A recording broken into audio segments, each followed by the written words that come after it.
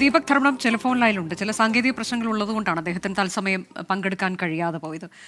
ദീപക്, ഇപ്പോൾ ഇന്ന് നമ്മൾ കണ്ട, ഞാൻ തുടക്കത്തിൽ പറഞ്ഞതുപോലെ ചില അസാധാരണമായ കാര്യങ്ങൾ കൂടി നമ്മൾ അവിടെ നിന്ന് കണ്ടു. ഒരു മത്സരം നടക്കുന്നു CCയിൽ. അത് അസാധാരണമെന്ന് ജനറൽ സെക്രട്ടറി തന്നെ പിന്നീട് പറഞ്ഞതും കണ്ടതാണ്.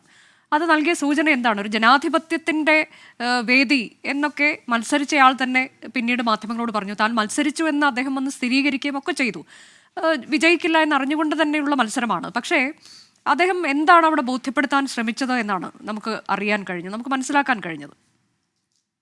പ്രധാനപ്പെട്ട കാര്യം, CPIM-ന്റെ ഭരണഘടനാ പ്രകാരമുള്ള തെരഞ്ഞെടുപ്പാണ് അവിടെ നടന്നത്. പക്ഷേ പാർട്ടി ആകെ ഒറ്റക്കെട്ടായ ഐക്യത്തിൽ പോകുന്ന വേളയിൽ അങ്ങനെ ഒരു ആഹ്വാനം നൽകിയ ഒരു പാർട്ടി കോൺഗ്രസിൽ ഇത്തരം ഒരു മത്സരം സ്വാഭാവികമായി കാണാൻ സാധിക്കില്ല.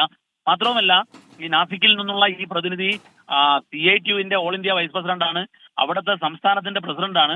അപ്പൊ CITU വിഭാഗത്തിന് കൂടുതൽ പ്രാതിനിധ്യം നൽകിയില്ല എന്നും, അതുപോലെ UP ഘടകം പറഞ്ഞത് ഈ സീനിയോറിറ്റി പരിഗണിക്കുന്നില്ല CCയിൽ എന്നുള്ളതാണ്. അങ്ങനെ ഒരു നിലപാടിന്റെ ഭാഗമായിട്ടാണ് ഈ മത്സരം നടന്നത്. പക്ഷേ മത്സരത്തിൽ അദ്ദേഹം ദയനീയമായി തോൽക്കുന്ന അവസ്ഥയാണ് ഉണ്ടായത്. വെറും 31 വോട്ടാണ്. 850-ലേറെ പ്രതിനിധികളുള്ള ഒരു പാർട്ടി കോൺഗ്രസിൽ 31 വോട്ട് മാത്രമാണ് കിട്ടിയത്.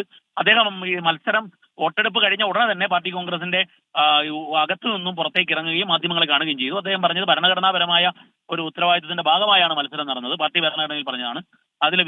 അതിന്റെ വിധി എന്താണ് എന്ന്, മത്സരഫലം എന്താണ് എന്ന് ഇതിനെക്കുറിച്ച് ചിന്തിക്കുന്നില്ല എന്നുള്ളതാണ്. ഇതിൽ കമ്മ്യൂണിസ്റ്റ് പാർട്ടിയുടെ അല്ലെങ്കിൽ CPIM-ന്റെ ഭരണഘടനയിൽ അത് പറഞ്ഞിട്ടുണ്ട് എന്നുള്ളെങ്കിലും ഈ മത്സരം നടക്കുന്നത് പാർട്ടി കോൺഗ്രസിൽ സ്വാഭാവികമായി മത്സരം നടന്നത് ഈ അടുത്ത കാലത്തൊന്നുമില്ല. നമ്മൾ ചരിത്രം പരിശോധിച്ചാൽ വിശാഖപട്ടണം പാർട്ടി കോൺഗ്രസിൽ സീതാറാം യെച്ചൂരി ഒരുപക്ഷെ SRP ജനറൽ സെക്രട്ടറി ആകുമെന്ന് ഡൽഹിയിൽ നിന്ന് തീരുമാനിച്ച് PB അംഗങ്ങൾ വിശാഖപട്ടണത്തേക്ക് എത്തിയിട്ട് ഒടുവിൽ മാറിയെങ്കിലും അതൊരു മത്സരത്തിലൂടെ ആയിരുന്നില്ല. അപ്പോൾ മത്സരം പാർട്ടി കോൺഗ്രസിൽ സമീപകാലത്തില്ലാത്ത ഒന്നാണ് നടന്നത് എന്നുള്ളതാണ് വസ്തുത. പക്ഷേ ഇതൊന്നും തന്നെ ഏതെങ്കിലും രീതിയിൽ ഇനി പാർട്ടിയുടെ മുന്നോട്ടുള്ള പ്രവർത്തനത്തെ ബാധിക്കാൻ സാധ്യതയില്ല. കാരണം അത് വളരെ മൈനോറിറ്റി മാത്രമാണ്. ഞാൻ അതിനുശേഷം അശോക് ധവളയുമായി സംസാരിച്ചു, അതുപോലെ മറ്റു പ്രധാന നേതാക്കളുമായി എല്ലാം സംസാരിച്ചു. ആ വേളയിൽ അവർ പറയുന്നത് അതിനെ ഒരു വലിയ കാര്യമായി കാണേണ്ടതില്ല എന്നുള്ളതാണ്. അനുജ, അതാണ് ഒറ്റ കാര്യം കൂടി, ഈ തലമുറ മാറ്റം എന്നുള്ളതും ഇതിൽ ചർച്ചയാകുന്ന ഒരു വിഷയമാണ്. ഇതിൽ 8 പേരാണ് ഒറ്റയടിക്ക് മാറിയത്. അപ്പോൾ അതൊരു യുവത നയിക്കാൻ വരുന്നതിൻ്റെ സൂചനയായി പോസിറ്റീവായി കാണുന്നവരുമുണ്ട്. എന്നാൽ ഒറ്റയടിക്ക് ഇത്രയും പരിചയസമ്പന്നർ മാറിയിരിക്കുന്നു എന്നുള്ളത് ഗുണകരമാകുമോ എന്ന ചോദ്യവുമുണ്ട്.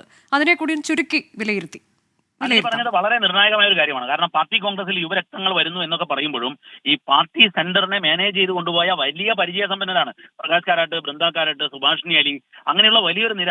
ഏറ്റവും ഒടുവിൽ തമിഴ്നാട്ടിലുള്ള രാധാകൃഷ്ണ ഉൾപ്പെടെയുള്ള ആൾക്കാർ, ഇത്തരത്തിലുള്ള നേതാക്കൾ എല്ലാവരും, പ്രത്യേകിച്ചും മാണിക് സർക്കാർ, അപ്പൊ പരിചയസമ്പന്നർ എല്ലാം ഒരുമിച്ച് പോകുമ്പോൾ ഇതുവരെ പാർട്ടി കോൺഗ്രസിന്റെ ചരിത്രത്തിൽ ഈ 8 പേരൊന്നും ഇല്ലാതെ പുതിയ ആൾക്കാർ വരുന്ന സാഹചര്യം ഉണ്ടായിട്ടില്ല. അപ്പോൾ അതിലൊരു ആശങ്ക പൊതുവിൽ നേതൃനിരയിലുണ്ട്. കാരണം ഇതെങ്ങനെ മാനേജ് ചെയ്തുകൊണ്ടുപോകും. പക്ഷേ ആ കാര്യത്തിൽ വളരെ കൃത്യമായ നിലപാട് പാർട്ടി എടുത്തത് 75 കഴിഞ്ഞതിൽ മുഖ്യമന്ത്രി മാത്രം തുടർന്നാൽ മതി, അദ്ദേഹം മുഖ്യമന്ത്രിയുടെ പദവിയിൽ ഇരിക്കുന്നതുകൊണ്ട് മാത്രമാണ്. ഈ കാര്യത്തെക്കുറിച്ച് പ്രകാശ് സംസാരിച്ച സമയത്ത് അദ്ദേഹവും പറഞ്ഞത് മുഖ്യമന്ത്രി ആയിരിക്കുന്നു രാജ്യത്ത് ആകെയുള്ളൊരു മുഖ്യമന്ത്രി, പാർട്ടിയുടെ ഉന്നതാധികാര സമിതി എന്നുള്ള PB-യിൽ ഉണ്ടാകണം. പക്ഷേ അതേ സമയത്ത് ഞങ്ങളെല്ലാം മാറുകയാണ്, പുതിയ രക്തങ്ങൾ വരട്ടെ. ഇത് തന്നെയാണ് ബൃന്ദയും സുഭാഷിണി അലിയും പറഞ്ഞത്. ഇതിൽ 2 മിക്സഡ് ആയിട്ടുള്ള ഒരു പ്രതികരണമാണ് വരുന്നത്. പക്ഷേ അതിനെ ഓവറോൾ നോക്കുന്ന സമയത്ത് അത് ഗുണകരമായി മാറുമെന്നാണ് തോന്നുന്നത്. അനുജ, ശരി, അതാണ്. ഏതായാലും എന്തൊക്കെയാണ് ഈ പാർട്ടി നേരിടുന്ന പ്രശ്നങ്ങൾ എന്നുള്ളത് അദ്ദേഹത്തിന് കൃത്യമായി തന്നെ ബോധ്യമുണ്ട്. അത് അദ്ദേഹത്തിന് മുന്നിലുള്ള ഉത്തരവാദിത്തം വളരെ വലുതാണ്. ഒട്ടും എളുപ്പമായ ദൗത്യമല്ല അദ്ദേഹം നിർവഹിക്കാനിരിക്കുന്നത്. പട്ടുമെത്തയല്ല മുന്നിലുള്ളത്, കല്ലും മുള്ളും നിറഞ്ഞ വഴി തന്നെയാണ് എന്നുള്ളതിൽ തർക്കമില്ല.